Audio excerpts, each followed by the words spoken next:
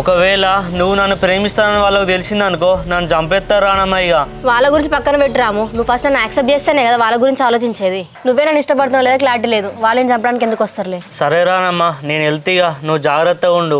వెళ్తూగాని ఒకసారి నా గురించి ఆలోచించు రాము. రానమ్మా, నేను మీ ఇంట్లో పనుని కాకపోతే మాత్రం నీ గురించి ఆలోచించేవాడిని, కానీ నాకు అంత అదృష్టం లేదు రానమ్మా. అరే ఎందుకు ఇట్లా మాట్లాడుతున్నావు రాము? నేను చదువుకున్న దాన్ని కదా, నేను జాబ్ చేసి ఇద్దరం కలిసి బతకొచ్చు కదా. అమ్మగారికి ఉన్న చిన్నయ్య గారికి నేను మోసం చేయలేను రానమ్మా, ప్లీజ్.